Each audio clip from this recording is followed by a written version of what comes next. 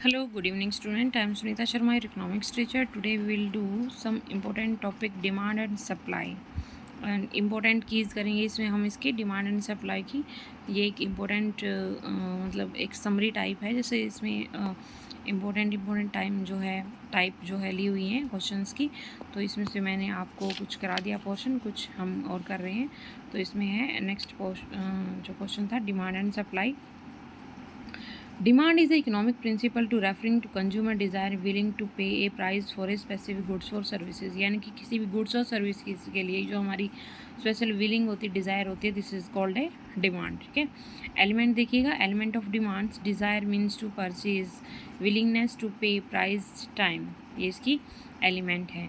ठीक है, डिज़ायर यानी कि इच्छा, means to purchase, willingness to pay, आपकी कितनी विलिंग है, प्राइस है, टाइम क्या है। ठीक है, ये सब के एलिमेंट हैं डिमांड के।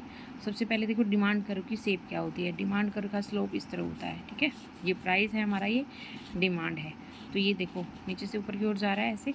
तो इसमें क्या डिनोट कर रहा है, ये क्या एक्सप्रेस कर रहा है कि जैसे जैसे हम ऊपर की तरफ जाते हैं, इनके जैसे जैसे प्राइस इंक्रीज़ होता है वैसे वैसे डिमांड हमारी कम होती चली जाएगी, और जैसे जैसे प्राइस कम होता है वैसे वैसे डिमांड हमारी इंक्रीज़ होती चली जाएगी। तो इसमें क्या हुआ, इन्वर्स रिलेशनशिप होता है।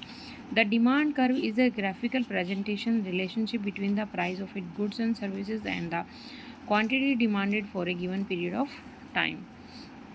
ओके, ये मैंने इसको डिफाइन पहले कर दिया आपको।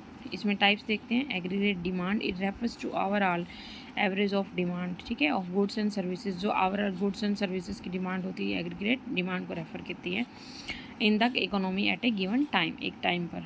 इंडिविजुअल डिमांड देखिए, it refers to the demand of a particular consumer. For example, a particular consumer's demand for a product is strongly influenced by her personal income. Okay, ये आपकी इंडिविजुअल डिमांड डिफाइन की गई है। It's refer to demand of particular consumer. Elasticity and inelastic demand, elastic और versus inelastic demand में क्या different है। Elastic का मतलब होता है कि इलास्टिक है, जैसे आप एक किसी चीज़ को खींच सकते हैं, फैला सकते हैं, यानी कि उसमें फ्लेक्सिबिलिटी आ जाती है, फ्लेक्सिबिलिटी आ जाती है। इन इलास्टिक मतलब वो स्टिल रहेगी, फिक्स रहेगी। Okay, elasticity of demand is an important variation concept of demand. Commodity is considered inelastic if its quantity demand does not change much when its price increase or decrease. ठीक है, price increase और decrease हो लेकिन उसकी जो quantity inelastic रहती है, change नहीं होती है। ओके, अब देखो फॉर एग्जांपल हम साल्ट है, पेट्रोल है, एसेंशियल ड्रग्स जिसमें हम ले लेते हैं। कई बार यही क्वेश्चन पूछ लिया जाता है कि साल्ट की डिमांड इलास्टिक होती है, अनइलास्टिक होती है, इनइलास्टिक होती है। ठीक है, तो कैसी होती है हमारी साल्ट की डिमांड, इनइलास्टिक होती है। यानी कि ये नहीं है कि जब प्राइस कम हो गया तो हम नमक को ज़्यादा खाना शुरू कर देंगे, प्राइस कम हो गया तो हम पेट्रोल को ज़्यादा फालतू में खर्च करना शुरू कर देंगे। ठीक है, ये वो कमोडिटी कंसीडर करती है जिनकी डिमांड इनइलास्टिक है। ठीक है, नेक्स्ट पॉइंट देखिए, इसमें आपको जो है ना इंपॉर्टेंट पॉइंट दिए हुए हैं जो मैं करवा रही हूँ। प्रोडक्ट, ये एग्जाम ऑफ यू से जो है काफ़ी इंपॉर्टेंट है। A product said to be elastic, its quantity demand change when its price increase or decrease fluctuates। ठीक है, जब किसी चीज़ का प्राइस और किसी भी वही वस्तु जिस चीज़ का प्राइस जो है हाई होता है, कम होता है, तो उसकी डिमांड फ्लक्चुएट होती है, उसको हम क्या कहते हैं, इलास्टिक। ठीक है, ऐसा कि कब होता है, जो हमारी लग्जरी गुड्स होती हैं। इलास्टिक, इन इलास्टिक डिमांड के example in is expected goods with the following characters: goods and services with no substitutes, का कोई substitutes नहीं होता। necessary goods that can not be replaced नहीं होती हैं। goods that are inexpensive and from a smaller part of consumer budget। ठीक है, एक small part है consumer के budget का। ओके, नेक्स्ट पॉइंट देखते हैं क्या दिया हुआ है। It is the autonomous demand. An autonomous demand or direct demand for a commodity is one that arises on its own out of a natural desire to consume or possess of commodity. This type of demand is independent of the demand for the other commodities। ठीक है, other commodities की demand पर depend करती है कौन सी, autonomous demand. Next point देखिए, short term and long term demand. Short term demand refers to demand for goods over a short period के लिए होती है, और long term demands refer to demand which exist over a long period of time. Next point देखिए, price elasticity of demand. Elasticity is defined as the change in quantity of the goods associate with the change the price. ठीक है, price change होगा तो उनकी quantity भी change हो जाएगी। Nature of product किसका, it depend on the nature of product, ये किसके ऊपर डिपेंड करता है, प्रोडक्ट के नेचर पर। नेसेसरी गुड्स और लग्जरी गुड्स, ठीक है। Substitutes and available in the market. Price elasticity demand का फॉर्मूला क्या है, percent change in quantity demand by percent change in price, ये नोट कर लीजिएगा इसका फॉर्मूला, ये आपको बहुत ही काम आएगा। सुनीता शर्मा विद इकोनॉमिक्स के नाम से चैनल पर जाओगे, सर्च करोगे तो मैंने इलास्टिसिटी ऑफ डिमांड के खासकर जो हमारी 11th-12th की बुक है, मैंने उनमें से जिसमें ये चैप्टर दिया हुआ है इलास्टिसिटी ऑफ डिमांड, 12th की बुक में है ये, तो इसमें जो है मैंने मोस्टली जो example all over unsold sold मैंने सारे एग्जांपल करवाए हुए हैं, तो आप मेरे चैनल पर सुनीता विद इकोनॉमिक्स के चैनल पर जाकर देख सकते हैं। ओके, तो चैनल को लाइक शेयर फॉलो कीजिए, सब्सक्राइब कीजिए।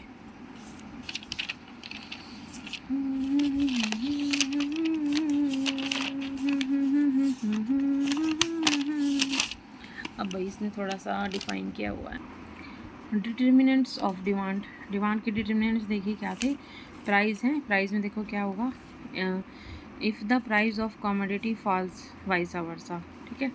और प्राइस ऑफ रिलेटिव गुड्स है, relative goods complementary goods substitute goods होती है। Income, income is the name of household. Increase demand for the inferior goods will fall and luxury goods demand will rise vice versa, ठीक है। तो goods that are use to be together, ये जो complementary good होती है ये together use की जाती है, एक साथ यूज़ की जाती है, जैसे कार पेट्रोल कह सकते हैं, पेन इंक कह सकते हैं, डबल रोटी और मक्खन कह सकते हैं, ठीक है। टी एंड शुगर कह सकते हैं, bike petrol pen ink, okay. Together goods होती हैं, कॉम्प्लीमेंट्री गुड्स जो होती है हमारे पास। सब्स्टिट्यूट गुड्स, सब्स्टिट्यूट मतलब उनको अलग हम कर सकते हैं यूज़, उनकी जगह दूसरी एक चीज़ की जगह यूज़ कर सकते हैं, जैसे हम टी की जगह कॉफ़ी पी सकते हैं, ठीक है। तो there is a rise price of tea, it may be led to the increase in demand for coffee, यानी कि अगर हम टी का प्राइस ज़्यादा बढ़ाएंगे तो हमारी जो कॉफ़ी की डिमांड इंक्रीज हो जाएगी। अदर फैक्टर क्या है, future expectations and population and demography, ठीक है। और टेस्ट प्रेफरेंस ऑफ कंज्यूमर्स, इसमें जो टेस्ट प्रेफरेंस जो कंज्यूमर का टेस्ट जो है वो प्रेफरेंस करता है। ए change in preference of the consumer में इंक्रीज डिक्रीज द डिमांड। उसके बाद देखो ये पॉइंट्स आते हैं, लग्जरी गुड्स, गिफन गुड्स और कॉन्सिक्वेंसेस नेसेसरीज, ठीक है। गिफन गुड्स में से क्वेश्चन जो है एग्जाम में ज़रूर आता है भी, ठीक है। लग्जरी गुड्स देखिए क्या होती है, higher is the price, more is the demand, since goods are purchase for display of wealth and to attain social status like an Audi and sports vehicles और some important work and painting. Luxury goods क्या है, कुछ चीज़ें लोग दिखावे के लिए ख़रीद लेते हैं, ज़्यादा मनी पे कर देते हैं, ठीक है, वो लग्जरी गुड्स होती हैं। ये दिखाया हुआ इन्होंने, स्पोर्ट्स व्हीकल्स होते हैं या भी सोशल स्टेटस के अकॉर्डिंग कुछ लोग ख़रीद लेते हैं, जैसे ऑडी है, बड़ी बड़ी गाड़ियाँ हैं, आजकल जो है किया का बहुत ट्रेंड हो रहा है भाई, बट मेरी फेवरेट तो स्कॉर्पियो है। A given good is low income and non-luxury product for which demand increase as the price increase and vice versa. Given goods is low income. Given goods का जब हम हमारी जो मतलब जो poor peoples होते हैं वो खरीदते हैं, ये नॉन लग्जरी होती है, you know that this is non luxury goods product for which demands increase as the price increase and vice versa. जब इनकी डिमांड बढ़ जाती इंक्रीज होती है तो प्राइस भी इंक्रीज हो जाता है, मतलब चाहे प्राइस इंक्रीज हो डिमांड तो इंक्रीज रहती है इनकी गिवन गुड्स की।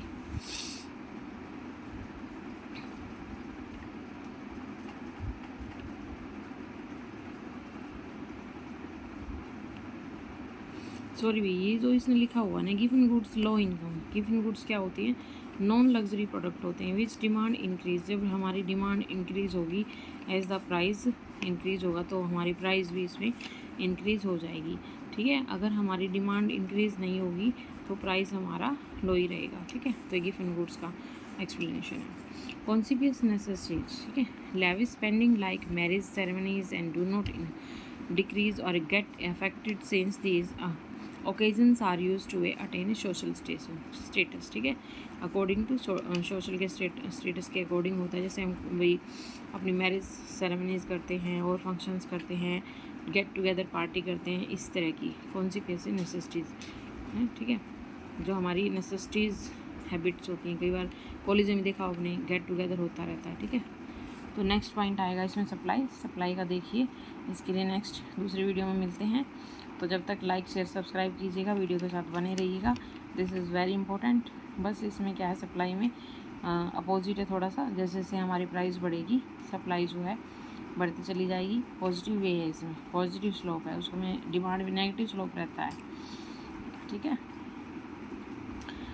तो भी ये इम्पोर्टेंट है काफ़ी एग्ज़ाम्स के लिए। और मैं ये जो है आपको एक बहुत ही अच्छे पॉइंट, मतलब एक ऐसी चैप्टर की ऐसी कीज़ हैं इसमें कि आप एक मतलब कहते हैं ना मक्खन मक्खन चाट ले, मलाई मलाई खा ली, तो वो वाला काम है। तो मेरे चैनल को लाइक शेयर सब्सक्राइब ज़रूर कीजिएगा। सुनीता शर्मा विद इकोनॉमिक्स के नाम से चैनल है मेरा। Okay, thank you dear student. मिलते हैं नेक्स्ट वीडियो में नेक्स्ट टॉपिक के साथ। दिस इज़ सप्लाई, ठीक है। ओके।